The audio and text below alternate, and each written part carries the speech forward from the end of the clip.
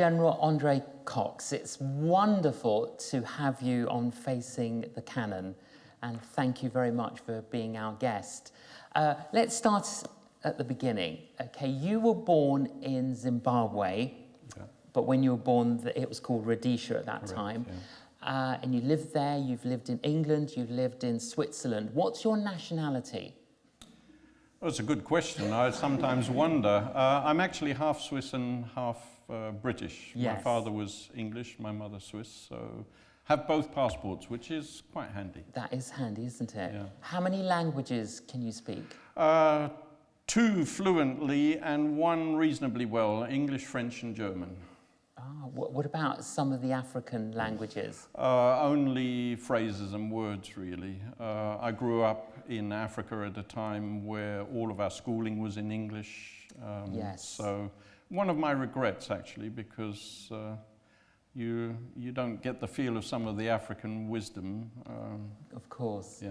What were your parents doing in Zimbabwe when you were born? Well, my parents actually were Salvation Army officers, so in a way I was born into the regiments. Yes. I've been in the army all my life, and just so happened that they had a calling to serve God and the Salvation Army in Africa, and were sent to what was then Southern Rhodesia. And I came along. You came along. Yeah. And you and your wife have ministered in a number of different countries. Where have you worked in? Well, our home base is Switzerland, because I went over to Switzerland in my late teens. I wanted to learn French, my mother's language, and that's where Silvia and I got to know each other, and the rest is history, and made Switzerland really the home base. I have more family there. So following our training in London, we went back to Switzerland and we served in 2 what we call core appointments, local churches. But part of my calling was a calling to preach the gospel in the context of Africa. Came as a complete surprise to me, because growing up in the army, to say I was reluctant in my teenage years would be an understatement. And if you asked me in my teens what I wanted to be, Salvation Army officership would not have been high on my list. But actually I was going to a cinema one evening, see a good James Bond movie, as one does. Yes. And just before I entered into the cinema, I had a fleeting vision. I saw myself as a Salvation Army officer preaching the gospel in the context of Africa, and in an instant my life changed. I knew from that moment that that was God's calling for me. So you're waiting to go into the cinema, yeah. And it happened like split second. Yeah. You saw it. Yeah. No sound, but No. I had a fleeting vision. And you saw yourself. Yeah. In Salvation Army officer uniform, preaching the gospel in the context of Africa, not knowing and certainly not planning that for my life, No. but in that second, realizing that my life had changed and that's what would happen. And after serving in Switzerland as corps officers, we then offered ourselves for international service, not knowing where the army might or might not use us. And it so happens that we were appointed back to then Zimbabwe, and we served there for 10 years. But when you had that little experience, did it spoil the movie? No. No, but when you went into the cinema, were you like trying to work out what you had just seen? I mean, yes. I mean, there came the realization. I did enjoy the movie, but coming out of the movie, the impression I'd had going in was still very much with me. And Silvia, my wife, had already, before I received a call, had that calling. And funnily enough, she saw herself in the context of Africa. She'd never been there. And so that's how. How? That But prior to that, you had no intention. No, I had committed my full-time. life to Christ. I had Yes. understood that the sacrifice of Jesus Yes. wasn't just for the wide world, but actually I needed salvation. I needed to accept that gift of life that Jesus came to win for us. So that commitment I'd made, but always secretly sort of saying, well, you know, that's good enough for me at this stage. Yes. But God had other plans. Other plans. And so we went to Africa, so we served in Zimbabwe, lived and worked there for 10 years. Great place for our kids to grow up, Yeah. and of course the African roots are in their hearts, Yeah. very much so. Came back to Switzerland after 10 years, and we served in the German-speaking part of Switzerland, so I had a new language to learn coming back. And then in 2005, as happens in the Salvation Army, out of the blue, a telephone call from London, the General would like to appoint you to Finland. Well, the first thing was, well, Finland? Where is it? Yeah, where is it? Where is it? But we had a lovely 3.5 years leading the Salvation Army work in Finland and Estonia. Some of the loveliest people in the world. Impossible language to learn. The Finns themselves say it is the language that will be spoken in heaven, because it takes an eternity to learn. But wonderful opportunity to see a world we couldn't imagine. And of course with Estonia, not that many years ago, having broken free from Russia, the influence of Russia, become Yes. an independent country. So quite a wonderful insight. From there we were appointed to South Africa.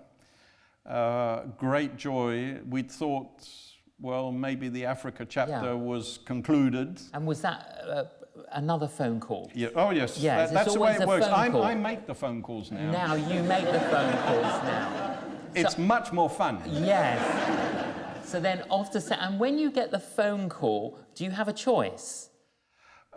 Theoretically, yes. Yes. But having said that, no, to be honest, we always, when we became officers, we signed a commitment that wherever we are asked to go, we would accept that appointment. Yes. And have always had a sense that even if sometimes we didn't understand, that it wasn't outside of God's purposes. And I often say to people, actually, I've had appointments I wouldn't have chosen for myself. But when I look back, Yes. there's not one where I regret having had that appointment or had a sense that God wasn't in it. Sure. And that God didn't have a plan. So out of the blue from Finland, we went to South Africa with great joy to go back to the African continent. Challenging place to work because of the apartheid legacy. Yes, of course. Still a lot of pain in that country, and the reality in a stark manner of the rich and the poor, that divide that gets ever bigger. And I think the scale of what we saw there was overwhelming. You know, people living under corrugated iron sheets, and maybe 1 million people in some of these areas, and then within 5 minutes you're in some of the most affluent areas that you'll see anywhere in Africa. Yes. And trying to juggle that reality. From there we were appointed back to the UK. In fact, the first time we've served in the UK, but that didn't last long. I'm not quite sure what I did. Yeah. But then another phone call, Yes. and the appointment as Chief of the Staff, Second in Command of the Salvation Army World. So very varied, very rich life. And then you became the General of the Salvation Army when? On the 3rd of August, 2015. 2013, sorry. I mean, time goes so fast. I mean, time's irrelevant now. Of course it is. Now, for those of us that are unfamiliar, General, explain to us, what is the Salvation Army? Well, I think that's an excellent question, and I think some of us are still working it out. Well, actually, our roots come from the Methodist Church. William and Catherine Booth were in the Methodist Church, but William Booth had a real passion for the poor and excluded members of society.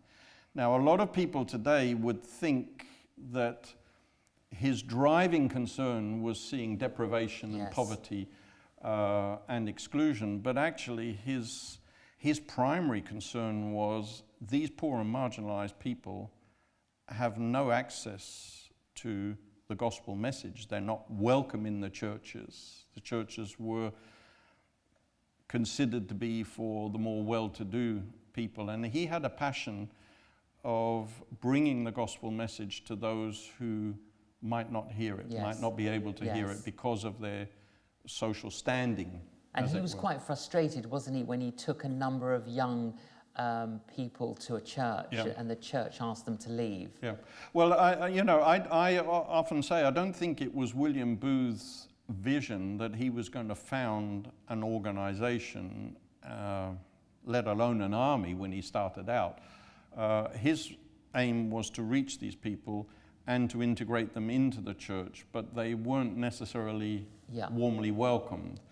And so he began this sort of itinerant preaching ministry to some of these people in the East End of London. As an evangelist. As an evangelist, and that really is the driving force behind the Salvation Army. Yes. But of course, very quickly, he was confronted with the reality of, well, it's nice to talk about a future that, we've no idea when we're going to encounter that future. There's no sort of, this will be solved in the next 5 minutes or 10 minutes. This is something you have to wait for until you come to a different life.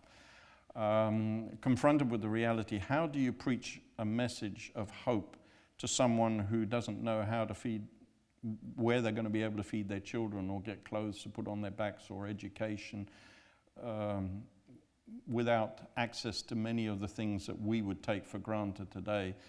And so out of that came this sort of strong social conscience. Yes. And really for William Booth, he saw a two-dimensional salvation. One is preaching the gospel message about a better future and a life in the world to come, but at the same time a social salvation that really you need to translate something of that reality into our world today. Sure. And so the practical aspects of supporting and meeting human need and the integrated holistic mission of the Salvation Army 152 years later still is the same. Number one is to preach the gospel of Jesus Christ and to meet human need in his name without discrimination. And it is an integrated, it's a twofold mission that we cannot separate. And the challenge for us is that this isn't just a question of, well, we do evangelism, we do the preaching of the gospel, and we have a sort of a social wing that specializes in social work, but it is the integrated approach that even our core, our local churches, our worshiping communities also are serving communities, meeting human need. So our core and churches have to deliver, in an ideal world, that dual integrated holistic mission, but also in our social programs that we are not just providing social services, at the same time they are centers where the gospel is preached. Yes, and your motto, blood and fire, to convey what two things? The blood of Jesus Christ that saves us from sin, enables us to enjoy a relationship with God, but the fire of the Holy Spirit, the idea of Pentecost. So it's definitely not the fire of hell. Shouldn't be. Shouldn't be. Now, so just help us understand, how did it become an army, and how does the army function? Initially, of course, in 1865, William Booth founded the Christian Mission. That's how we were known for the first 13 years of our history. And it was while William Booth was working on an early version of a constitution for the Christian Mission that he was trying to describe what that mission was. And of course it was at a period in British history where there was a lot of military fervour and patriotism, and he described the Christian mission as being a volunteer army, and Bramwell, his son, took exception to that and said, "I'm no volunteer, I'm a regular soldier." And history says he crossed out the word volunteer, and the Christian mission is a Salvation Army. And so that's how the name change then came into history in 1878. And William Booth then decided, well, if the name is a Salvation Army, being a pragmatic sort of person, he quite liked the idea of a hierarchical system of governing the Salvation Army, because I think he was quite blunt in a lot of the things he did, and I don't think he tolerated wasting time in endless and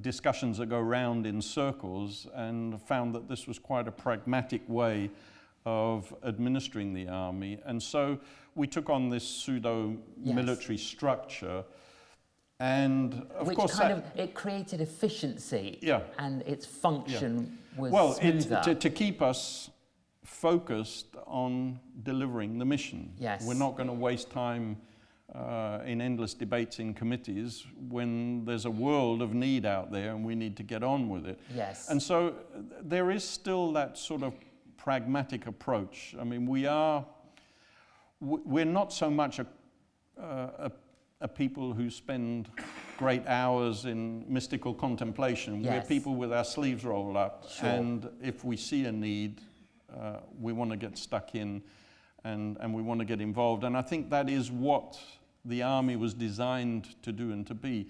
Of course, with time now, while we still have to a fairly large degree those structures, I mean, there is a lot more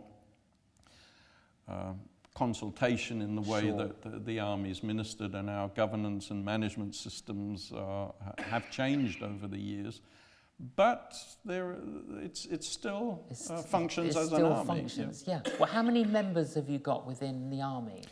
Well, about 1.2 million senior soldiers. So these are people who feel called by God to be members in the Salvation Army, and they sign a covenant as part of their calling that we are called to proclaim the gospel, to meet human need. And in that covenant, we sign up to certain lifestyle choices that we make voluntarily, as believing that that is what God is asking us to do. So, amongst other things, going back in history, the fact that we don't drink alcohol, we don't smoke or take harmful drugs, those kinds of things, bearing in mind that in the early days people were literally being rescued off the street, and sometimes the stories in the history books talk about people coming in drunk off the streets, becoming converted in meetings, and their lives turning around in a few seconds. But the fact that we voluntarily abstain from those kinds of things, basically in our history, because of the people we were encountering and dealing with, the fact that we can live without those things and have as normal a life as anybody else. How many countries do you minister in? Officially 128. In reality, there are probably a few other places where there are expressions burgeoning, but we will only recognize the Salvation Army as being present in a country if we have a proper legal constitution in that country, if officers are able to be deployed in that country, and those sorts of structures. So we're in 128 countries as we speak. So 1.2 million, I mean, that's and that's not counting people who would be part of the Salvation Army, part of a local corps or a local church, but who might not necessarily want to sign up to the lifestyle commitments that we Yes. make and may not wish to wear a uniform. I guess if you add those people and our young people, we have a membership of about 2 million. So not vastly significant when it comes to being a church, but I like to say it is the largest army in the world. Sure, but the majority of your members have signed up to be soldiers. Yeah. Yeah. And 1.2 million is Yeah. remarkable. Yeah. Now, so tell us some of the things that you're focusing on. Well, since I was elected as general, a lot of my work and, if you like, career, I mean, my service within the Salvation Army has been in some of the administrative functions. So one of my focuses has been, it is an incredible privilege to have the reputation that we have as an organization, to have the doors that open in the way that they do for the work of the Salvation Army in so many places. But the truth is, after 152 years, I mean, some of the operations have become significant. We run hospitals, schools, social institutions of all sorts, whether it's for alcohol rehabilitation, for... General, give us an example of one of your hospitals in which country? Well, Zimbabwe, for example, a country where, sadly, of course, the economic situation is at breaking point, but we have had for probably 80 plus years a significant hospital in Chiweshi, one of the areas not too far from Harare. Hospital that serves a catchment area of about 300,000 people in a rural community. Wow. And we have a second one in Zimbabwe in the southern part of the country, very dry and arid area, and it is one of the only medical facilities also in quite a huge catchment area. Now, to run those kinds of operations requires significant financing. There are property issues. Course. So part of my focus has been on governance and accountability and transparency. We hear a lot about that in the world today. And I think it's important that as a Christian organization, we shouldn't be found to be wanting. So our systems and our management of those facilities and those programs requires sound ethics. It requires the best business and management principles. And I add to that the imperative of biblical stewardship, because the army is not mine. Yes. And it's not the Salvation Army's, it belongs to God. God called it into being and we represent him. Therefore, the quality of what we do has to be of the highest standard. So I have been pushing that agenda, also recognizing the fact that we serve in many countries in the world where corruption is a huge issue. And simply a reminder to all people, you know, we're not to be impacted by the world, we are to impact the world, and therefore we need to demonstrate the best principles. Yes. So that's been a huge part of it. And particularly as your income has not only come from your 2 million members, it's come from millions of people who all aren't sorts. All sorts. Yeah. So obviously you Governments, have a responsibility. Individuals, and I feel very keenly that we have a real responsibility and accountability from that point of view. I would also say that when I talk about accountability, I think of all the people that go through Salvation Army programs in the world, and let's not... Can you give us an example? Well, at any point in time, we have possibly up to 2.7 million children around the world involved in Salvation Army programs, whether it's children's homes, whether it's in our schools, whether it's in our local communities and our local churches. And that's a huge responsibility. And let's not kid ourselves. I don't think the church has ever been or ever will be a place where people are always perfect. And Yes. we cannot allow any possibility for that situation to be exploited, Yes. or for children to be abused. And we're going through a review here, and we're hearing the horrifying stories of lives that have been destroyed. And I simply remind our members that Jesus had some pretty strong words to say. And it's not just about our children. I have a concern for children and young people because they are vulnerable, but there are other categories of vulnerable people. Sure. So accountability is also how we look after those people, how we nurture them, how we support them, and how we keep them safe. So Yes. all of that is part of Wow. the thrust. And a huge responsibility when you're dealing with Huge. those numbers. Yeah, and not something to be taken lightly. One of the things that the Salvation Army is known for is working with the homeless.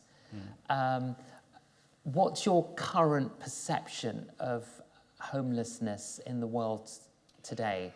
Well, I want to say that I am grateful that the Salvation Army still has that focus, and I've had the opportunity not so long ago to encounter some of those people who come into our facilities, and that we've been able to help get a foothold back into society. And it's quite moving to listen to their stories. Yeah. You see people, and sometimes you stick a label and say, well, probably an alcohol problem, homeless person. We forget that they're created in the image of God, and that their life, their soul is very precious in the eyes of God, and trying to see people as individuals. I think if I've got a concern is the fact that, the reality is the problem is far greater than any organization, far greater than the Salvation Army. But sometimes, because of the way some of these social programs are funded, I have a concern maybe that we've lost the ability to be able to step in where there's an immediate need, because a lot of the beds in institutions are funded by local authorities, and all of those rules and regulations apply, and the need is still there, and there are still too many people sleeping on the streets of London today. But again, it's not a problem that either government can solve on their own, the Salvation Army on our own, the church on its own, society on its own. We've really got to work together. There is, if I've got a concern, it's being able to respond to that, the immediacy of that need. But you've got 150 years of experience, understanding of the issues and the problems, and you've done it. Is there no way, for example, when you look at homelessness in London, could that not be something that the Salvation Army can eradicate? Well, I think that's part of the challenge that we've actually got to face. And I know that in the United Kingdom at the moment, there have been a couple of instances where we're trying to rediscover perhaps what we had in earlier days, which were facilities where people could come in directly off the street, or we could refer people to. And some of that flexibility has been lost, I think, in some of these partnerships that have evolved for good reason, and have enabled us to professionalize and improve the support that we give to people.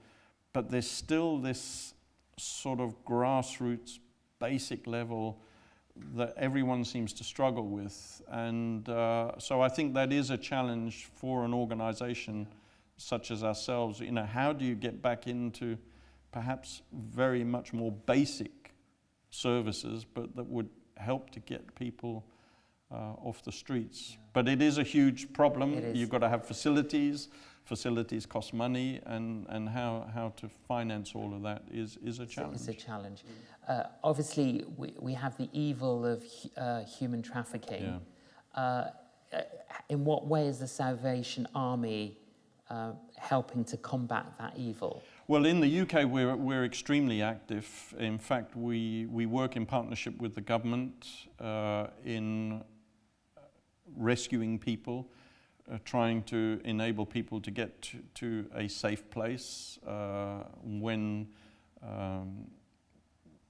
we're able to find them, and where we can enable them to make a choice for a free and better life, to get out of that bondage.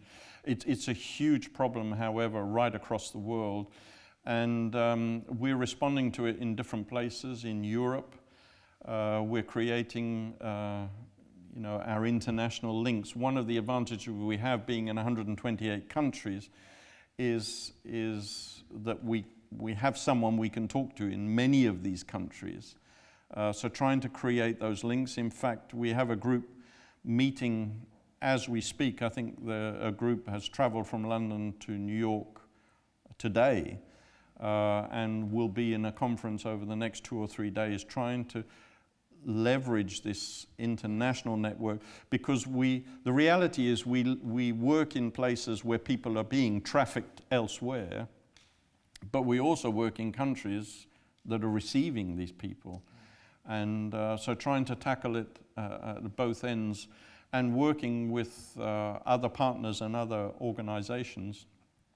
But it really is the scourge of the 21st century. And I think it is a blight on our common humanity that after so many years, these issues still prevail on the scale that they are.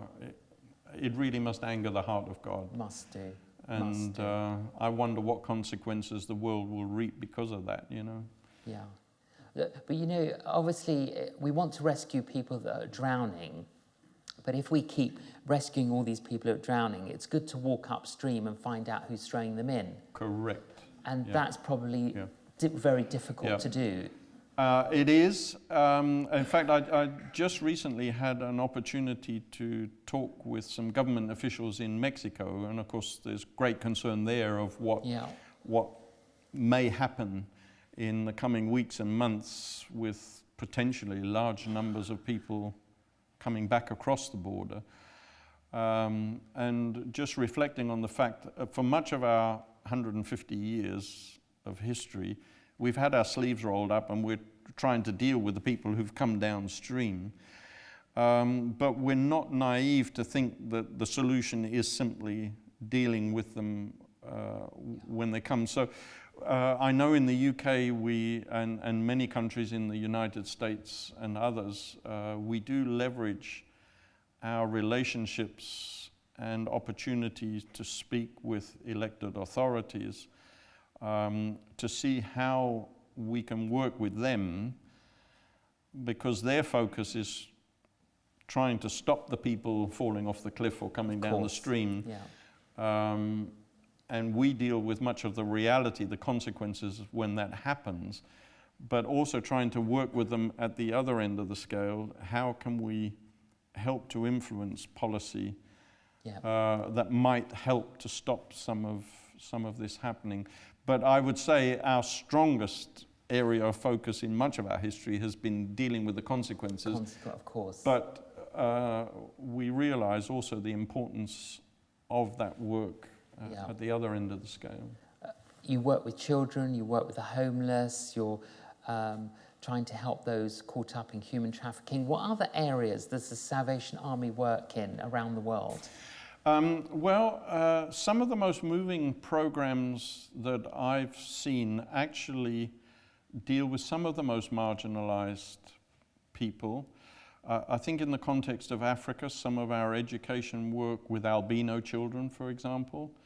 Albino children, sadly, in Africa are often targeted and killed for body parts, for traditional worship. Yes. And it's a terrible, terrible thing. So that's one category. So what are you able to do? Schools, education, because education is the key to a stable and future life. Yeah. And we have got some lovely stories of kids who have moved on, started their own businesses. I was visiting a school in Kenya. Unbeknownst to me and unbeknownst to the person himself, I suddenly arrived at this school as an albino gentleman, a member of parliament from the Kenyan parliament, arriving at his former school where he had been the head boy, Salvation Army School, and the two of us addressing a school assembly, mainly of albino children, and this man saying, "There's nothing you cannot achieve if you work for your dreams," and encouraging these young people. So there, I think, a great... Another area in Africa where we get involved is schools for handicapped children, physically handicapped, because, again, prospects of employment are pretty low Yes. unless they have an opportunity. So to see some of those children flourish. In North America, in Canada, was impressed to go to a packaging program where people with mental disabilities, some who had addiction problems, basically people who had no prospect of employment because no one would look at them, and how through this program they are taught a daily routine. You know, you've got to be here on time. And companies, airlines, some of the major stores would give to this program items that need to be packaged, and they need to be packaged in a systematic, consistent, to a consistent standard. And how they've brought a daily routine into the lives of these people, and a sense of ownership and importance on producing something to the standard required, and then to hear, but sadly, you know, big business came in and they took 3 of these people because they said, well, actually, we could use them. And so people who are written off by society actually finding that they actually do have a worth. So those are the things I think that make it worthwhile that I get up every morning to do the things I've got to do. They're very unique, And also when there's disasters in the world, you also respond to disasters. We are extremely well equipped, particularly in the United States. Facilities you can't believe. I mean, canteens, huge mobile canteens that can be deployed rapidly. We struggle a bit more in Europe with the resources, but wherever there is a major disaster, we would usually be found. The beauty for us is very often we're already involved in those communities because we've got so many footholds. So we would be amongst the early responders, not necessarily the first responders, not always, but we would always, when we get in there, we are often still there years after the disaster. So I'm thinking of communities where we helped fishing communities to re-establish themselves after the 2004 tsunami. Still there, still present in those communities, still working and supporting those communities. Amazing. Haiti, we're still, but we were there before the earthquake, but still there, and still completing building projects. And how do the people respond? You obviously have helped them, maybe clothed them, fed them, housed them. Do they then listen to the salvation part of what you stand for? Very often, those are incredible opportunities to share the gospel message. And we don't do it in the sense that, well, out of this we might gain 20,000 more salvationists. That's irrelevant. Yes. The issue is that they are receptive. We are a very skeptical people in much of the developed world, and we think that materialism solves all the problems. But actually, I see time and time again that it strikes a chord somewhere deep in the soul, that there is something bigger and more important that we need to grab hold of. And I say to people, actually, if you want to define the army, it doesn't matter whether if you try to describe us as a church, it doesn't tell the whole story. If you want to call us a social welfare organization, that doesn't tell the whole story. An NGO, that doesn't tell the whole story.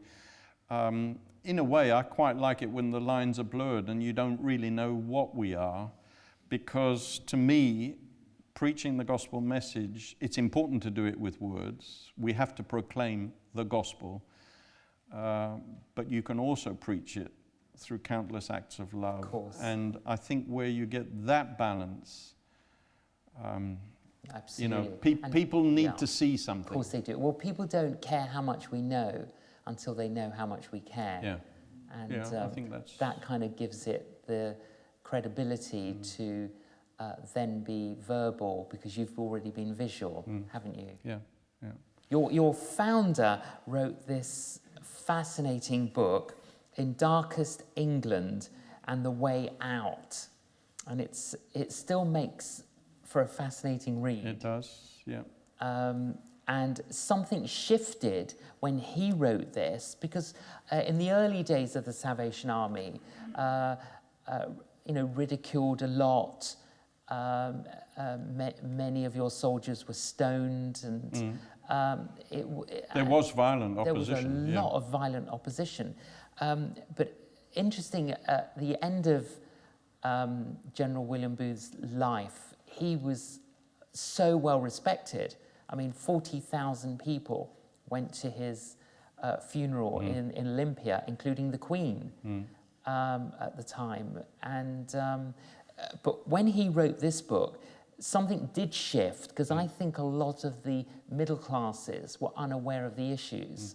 Would you agree with that? Yes, and but I think what was unique as well, that William Booth's philosophy wasn't you need to hand out to people, give them just money or goods. I mean, his vision also was that people have the capacity actually to, if they're given the chance, they can also find solutions to their problems. So it was not so much giving a hand out, but how do you give someone a hand up? And how do you get them standing on their own 2 feet? And I think that is still a very valid, because often when we look at need, we sort of say, oh, well, the poor person in Africa or wherever, well, we need to donate money. Whereas in actual fact, they actually do have hopes and dreams. Every community in which we work, I've sat with people in communities around the world, and you listen to their hopes and their dreams, and sometimes it's how do we give people a hand up so that they can begin themselves to be part of the solution and not simply look down on them as a charity case and, well, you need me to support you. And I think that was the secret of what he tried to achieve. Yes. Yeah. But if you were writing a book like this, would you say that England, would you use that title for England today? Well, someone's written the book In Darkest England and the Way Back In, because of the situation in England. I mean, the social need is as prevalent as it was in William Booth's day, and there is a need for people to hear the gospel message. So in actual fact, part of it is we shouldn't look at the rest of the world as being in need of our support in different ways, but much closer to home are issues. But when the General wrote this book, England was the wealthiest country in the world, and yet we had this staggering poverty. during Well, the we're still Victorian amongst era. the richest nations of the world today. But we still have social deprivation. Yeah. Why have we still got it when we're such a wealthy nation? Well, I'm not sure that I've got the wisdom to answer that question in a way. I think it's multiple things, but I mean, if you look at the figures today and you listen to what's trumpeted around, well, unemployment's going down. The reality is, well, what is the quality of the jobs that we are getting when we talk about the working poor. Yeah. And some people are working more than one job and still struggling to make ends meet. So something there is wrong. It's not that people are lazy, but simply jobs are not paying. And you look at the issues of what kind of employment. Some people only get paid if they go to work. They have no security if there isn't work for them to do. So there is still something fundamentally wrong, and it's easy to say unemployment is going down, and that might be a reality. People are going out to work, but how sustainable is their livelihood? And if you're asking people to work 2 jobs, sometimes perhaps more, they're still not making ends meet. We're not so far from the workhouses, are we? No. So something there is wrong. Yeah. We were remarking as we were driving here, you look all over London, all of the property development that's going on, yet we have a housing crisis. So this divide of the rich getting richer and the poor poorer, I think the middle classes have been under threat in many developing countries and been under pressure. And so, but I mean, problems I think are far greater than I can imagine, but all of that is symptomatic of why we're in the mess we're in, I think. Now, you're the general of the Salvation Army. So they tell me. Now, so is that similar to being like the Pope? Not entirely, because I'm not infallible. No. I'm married, and I'm reminded of that fact. True. I say no more. But in terms of your authority, would you be more similar to the Pope than you would to the Archbishop of Canterbury? Yes, probably. If you look at the Salvation Army Act 1980, there are considerable powers invested in the General. The reality is much of that is a delegated authority. So, for example, we work in 128 countries around the world. Each has a different form of legal registration. So sometimes we may be able to get registration as a church. We may be recognized as that. Sometimes it might be in the form of a foundation because of the work that we do. So we have different types of registration. And in every country, we have a person who is appointed to lead and who is responsible, legally responsible for the work of the Salvation Army. So, if you like, the supposed powers of the General are very much in the form of a delegated authority. It would be impossible to run this organization from my office. Yes. How do you think General William Booth would view how you're doing? Have you seen pictures of him? Yes, I have. I sometimes feel that I'm personally responsible for his stern demeanor. No idea. I'm just doing I know. One day at a time. I know. Yeah. But as the General, you obviously have authority, you have influence, and you're able to put, your kind of imprint. Yeah, very much so. On the Salvation Army. Yeah. What are your what's your dream? What's your aspiration? That while you're the General, where do you want to see the Salvation Army? Well, I shared something of my dream. It really came during the High Council that elected me, which is really a deeply spiritual exercise when we're trying as a group of senior leaders to define who should be the next general. And it was as the realization came that the outcome of the election might point to me, that I dreamed this dream that we would be a joyful, committed, fighting force for good in the world, that we would be an army on our knees, believing in the power of prayer, that we would have as a priority our youth and our young people, because I don't consider them to be the army of the future. They are the generation of today, and they alone can help us to reach the generation of today. And that we would celebrate the incredible diversity. And I think if one of the privileges I've had since being elected as a world leader, to see the kaleidoscope and the beauty of this Salvation Army, yet the reality that it is one family. Wherever we go, we feel at home. We are with people who've signed up to the same commitments as ourselves, fulfilling the same mission.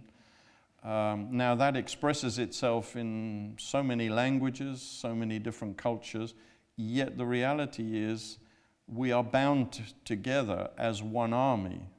The common sharing of our doctrines, the way that we're structured, the legal realities, the covenants that we sign, all bind us together in a very unique way.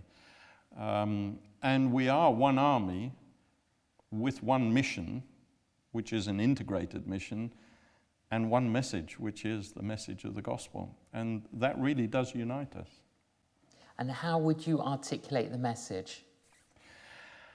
For God so loved the world that he sent his Son Jesus, that whosoever believeth in him may be saved. I mean, that is good news. The Bible reminds us that we're actually all sinners. And I remind our congregations, and perhaps a timely thing to remind other people, the church is not made up of perfect people. It is made up of sinners saved by grace. And it's an incredible privilege to think that a holy God, the God of creation, looks at you and looks at me and thinks that we're worth saving. Yes. And that he paid that incredible price. And that is the good news we share. So we should be a people with thankful hearts and a people who show grace and love to the world, because such grace and love has been shown to us. If anyone watching this interview, General, wants to support and help what the Salvation Army does, is that possible? Or do we have to become a soldier? No. I'm humbled as we go around.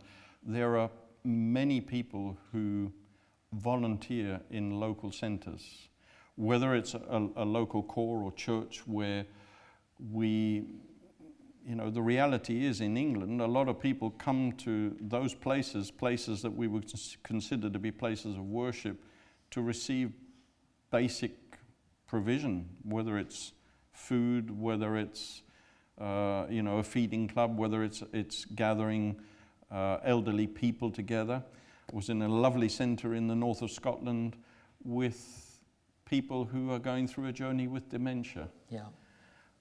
And a day centre where people can just come in a place where they are safe, where we can stimulate memory and where we can journey with them. Volunteers, yes. People would get involved in those centres. Yeah. Obviously people can contribute financially, Sure. but actually there are hundreds volunteers. and hundreds of thousands of people who volunteer time to go and support something that's going on in their local community. Many of them have no affiliation whatsoever with the Salvation Army. And the best way to find that sort of information is to go onto your website. Yes, because basically once you get into that portal, you can find almost anywhere in the world where army centres are, where there are programs. And your website is? www.salvationarmy.org, and then you can, if you want the UK/UK, Yes. and then the countries, so you can get information. Get information. I was intrigued that General William Booth, on his tombstone, he has 3 things on it.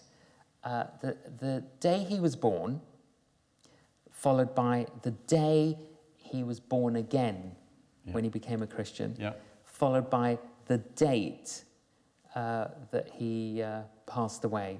But when people pass away in the Salvation Army, you say... Promotion to glory. Promotion to glory. Yeah. But that's fascinating. He put requested those 3 things to be put on his tombstone. Yeah. What do you want on your tombstone? No idea. I ain't planning on needing one just yet. Andre, how about this? General Andre loved Jesus and he loved people.